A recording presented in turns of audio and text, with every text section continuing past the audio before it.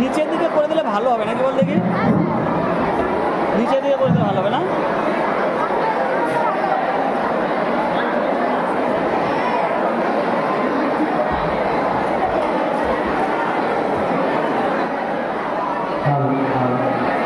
ছাত্রদের উদ্দেশ্যে বলা হচ্ছে, তোরা সকলে একটু চুপ করে বসো, আমাদের অনুষ্ঠান শুরু হয়েছে।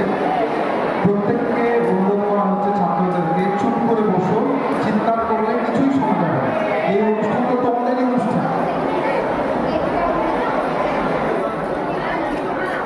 শ্রীবৎ স্বামী প্রভাবানন্দজি মহারাজের শ্রীচরণে প্রণাম জানিয়ে আজকের অনুষ্ঠান শুরু করছি। সুপ্রভাত সকলকে। আমরা জানি আজকে ৭৮তম স্বাধীনতা দিবসের অনুষ্ঠান। অনুষ্ঠানের শুভ সূচনা প্রদীপ প্রজ্বলন এবং গুরু মহারাজের শ্রীচরণে পুষ্পাঞ্জলি অর্পণের মাধ্যমে শুরু হচ্ছে। প্রদীপ প্রজ্বলন করছেন বিদ্যালয়ের সেক্রেটারি স্বামী ত্যাগব্রতানন্দজি মহারাজ এবং তাকে সাহায্য করছেন বিদ্যালয়ের প্রধান শিক্ষক শ্রী কমল কুমার পাত্র মহাশয় ও বিদ্যালয় পরিচালন সমিতির সদস্য এবং প্রধান উপদেষ্টা নিতাই ভট্টাচার্য মহাশয়।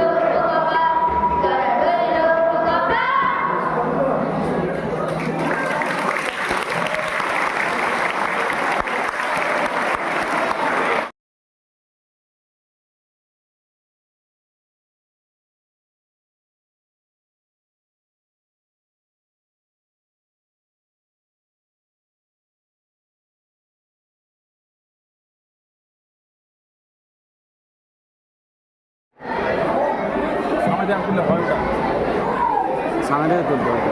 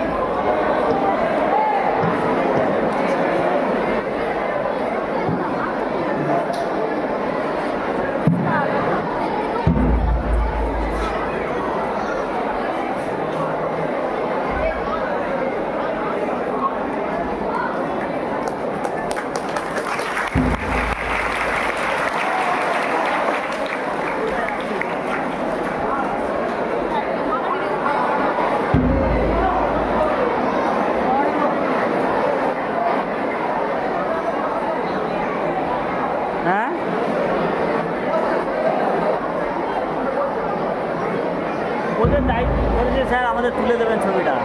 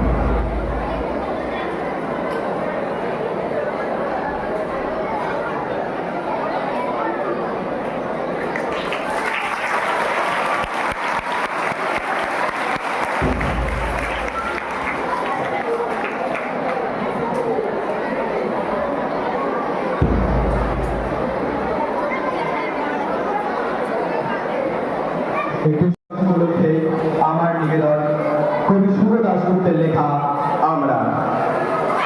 ক্ষুদিরাম হবে পাশের বাড়ির ছেলে, আমার ছেলে ডাক্তার হবে, আমার ছেলে ইঞ্জিনিয়ার হবে, নিদেন পক্ষে সরকারি অফিসার।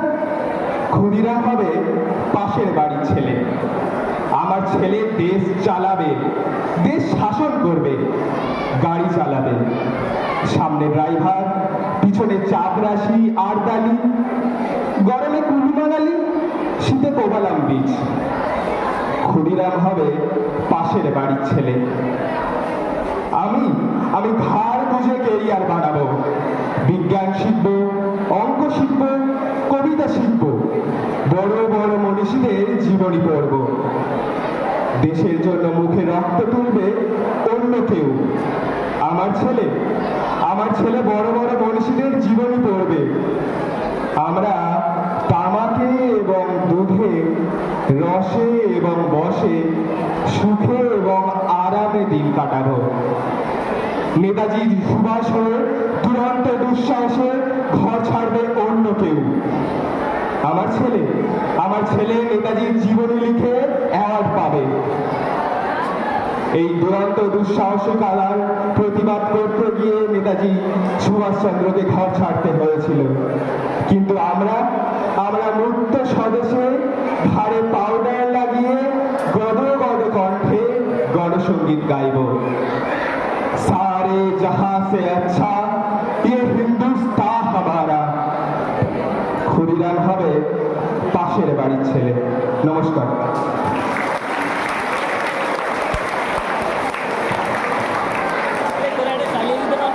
ভারতের স্বাধীনতা সংগ্রাম নিয়ে দু চার কথা বলছি। 1757 সালের 23শে জুন পলাশীর যুদ্ধে মুখোমুখি হয়েছিল ব্রিটিশ ইস্ট ইন্ডিয়া কোম্পানি ও বাংলার নবাব সিরাজ উদ্দৌলা। নবাবের পরাজয় ও মৃত্যুর মধ্যে দিয়ে ভারতবর্ষে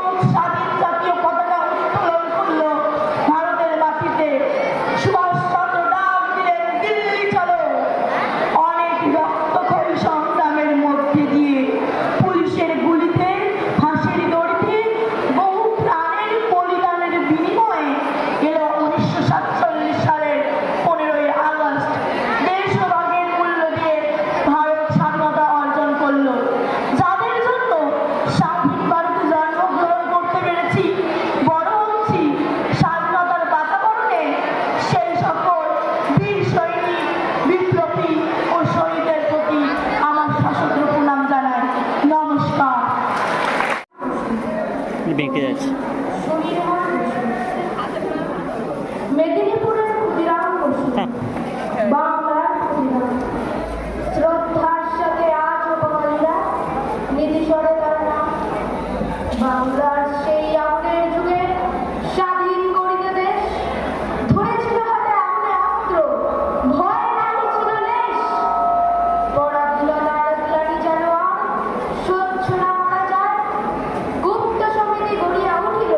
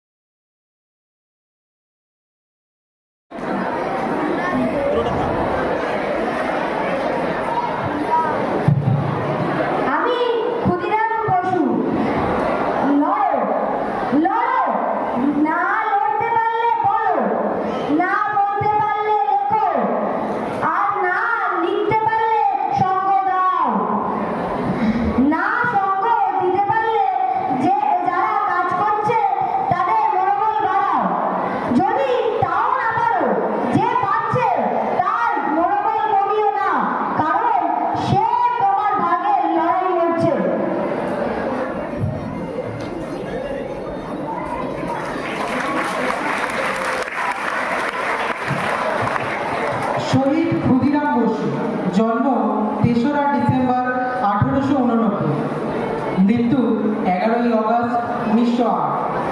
মৃত্যু ভেদ করি দুলিয়া চলেছে তোর, কোথায় পৌঁছিবে ঘাটে, কবে হবে পার, সময় তো নাই সুধাবার। বীর বিপ্লবী শহীদ 1902-এ মেদিনীপুরে গুপ্ত সমিতিতে যোগদান করেন। বিলাতি পণ্য বর্জন, স্বদেশী প্রচার প্রভৃতি কার্যে সক্রিয়তার দরুন পুলিশের নির্যাতন ভোগ করেন। যুগান্তর দল কর্তৃক তিনি মদনপুরে প্রেরিত হন। উদ্দেশ্য সেখানকার জেলা ম্যাজিস্ট্রেট কিংসফোর্ডকে হত্যা। উদ্দেশ্য সফল হয়নি।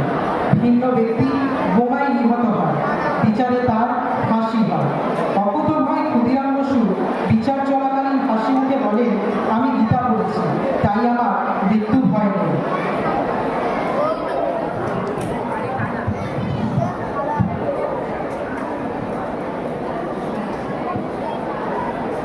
পরবর্তী ভগৎ সিং।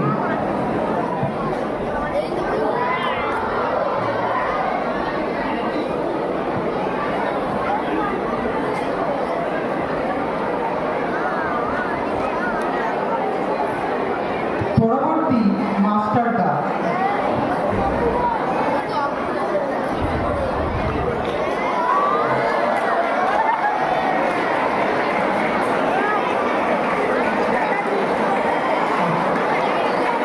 ভগৎ সিং। অন্ধকার ছিল যখন এই ভারত মাতার বুকে, তোমার মতো বীর সেনানী আলো দেখল স্বাধীনতার চিত্রে। ব্রিটিশ শাসিত ভারতবর্ষে স্বাধীনতা সংগ্রামী অন্যতম জাতীয়তাবাদী প্রভাবশালী ব্যক্তি ভগৎ সিং, যাহার জীবন সংগ্রাম মাতৃসম ভারত মাতাকে এনে দিয়েছে স্বাধীনতার স্বাদ।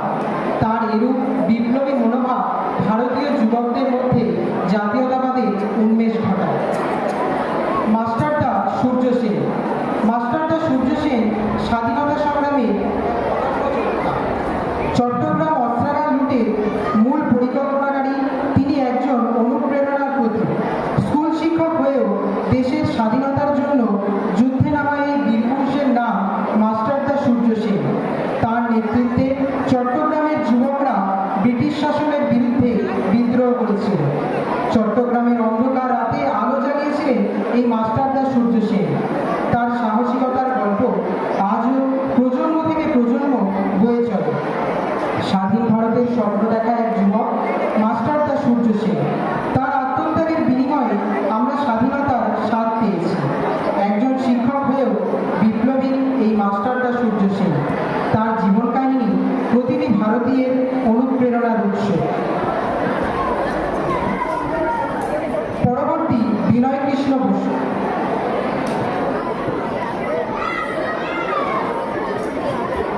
পরবর্তী বিনয় কৃষ্ণ বসু।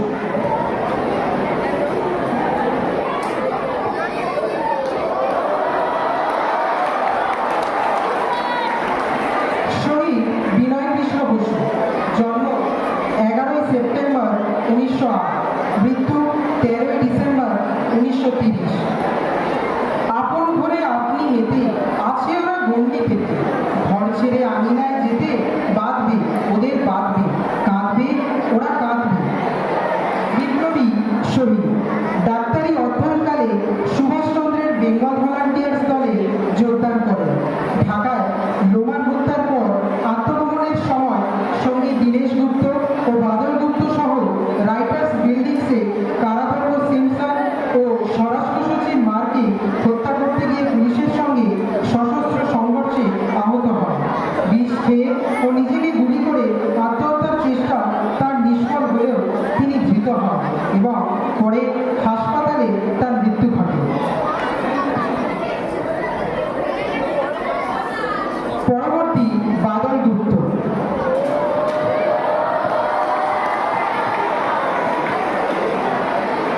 শহীদ বাদল গুপ্ত।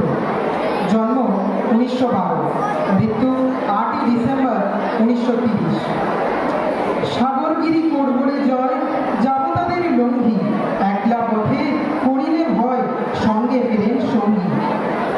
বিপ্লবী শহীদ। ছাত্রাবস্থায় রাজনীতিতে যোগদান করেন। ইনি সুভাষচন্দ্রের বেঙ্গল ভলান্টিয়ার্সে লেফটেন্যান্ট পদপ্রাপ্ত হন। রাইটার্স বিল্ডিংসে পুলিশের কারাধ্যক্ষ সিমসনকে হত্যা করতে গিয়ে সশস্ত্র সংঘর্ষে আহত গ্রেপ্তার এড়াবার জন্যে ঘটনাস্থলে বিষ খেয়ে জীবনের সমাপ্তি ঘটান। পরবর্তী দীনেশ গুপ্ত।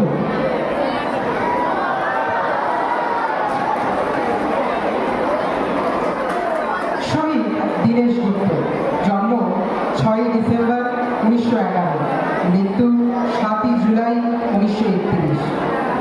ভাঙিয়া পড়ুক ঝড়, জাগুক তুফান, নিঃশেষ হইয়া যাক নিখিলের যত বজ্রবাণ। শহীদ যুবক 1930-এ রাইটার্স বিল্ডিংয়ে কারা বিভাগের ইন্সপেক্টর জেনারেল সিমসনকে হত্যা করার অপরাধে গ্রেপ্তার হন। বিষ খেয়ে তিনি আত্মহত্যার চেষ্টা করেন। ইংরেজ সরকার তার কাছ থেকে খবর বের করার জন্য তাকে সুস্থ করে তোলেন। নির্মম অত্যাচার সত্ত্বেও তার কাছ থেকে কোনো খবর পাওয়া যায় না। প্রেসিডেন্সি জেলে তার ফাঁসি হয়। পরবর্তী রাসবিহারী বসু।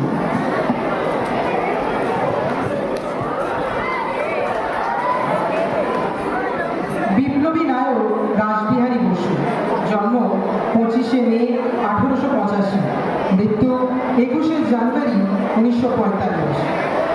ভৈরব তুমি কি বেশে এসেছো, ললাটে খুশিছে নাগিনী, রুদ্র বিনায় এই কি বাজিল সুপ্রভাতের রাগিনী।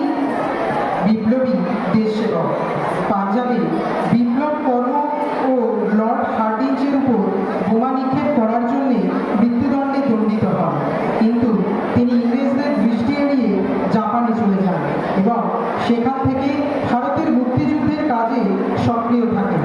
দ্বিতীয় মহাযুদ্ধের সময় তিনি সুভাষচন্দ্রের আজাদ হিন্দ সরকারের উপদেষ্টা ছিলেন। জাপানের সর্বোচ্চ অসামরিক সম্মান the order of the rising sun উপাধিতে তাকে ভূষিত করা হয়। পরবর্তী নেতাজি সুভাষচন্দ্র বসু।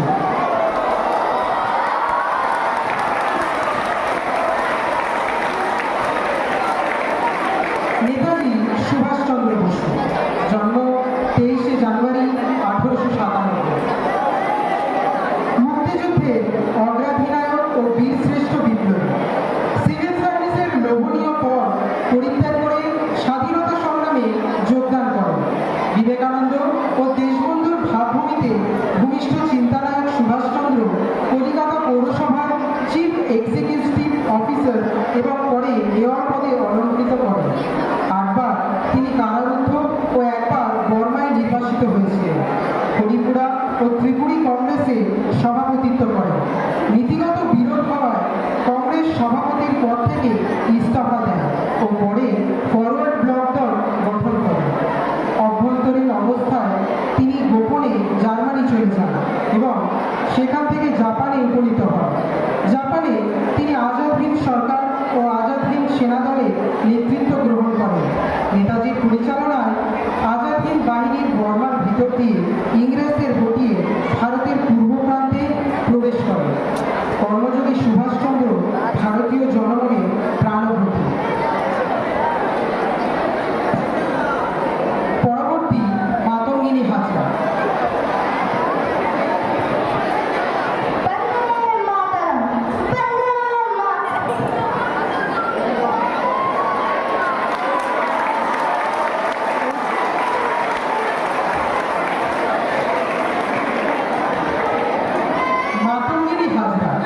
মাতঙ্গিনী হাজরা ছিলেন একজন সাহসী নারী। তিনি বৃদ্ধ বয়সেও দেশের স্বাধীনতার জন্য লড়াই করেছিলেন। পুলিশের গুলিতে তিনি শহীদ হওয়া সত্ত্বেও তার সাহস বিন্দুমাত্র কমেনি। তিনি মাতঙ্গিনী হাজরা, একজন আদর্শ নারী এবং দেশপ্রেমী, যার বলিদান শুধু বাংলাদেশবাসী নয়, আমরা স্মরণ করি।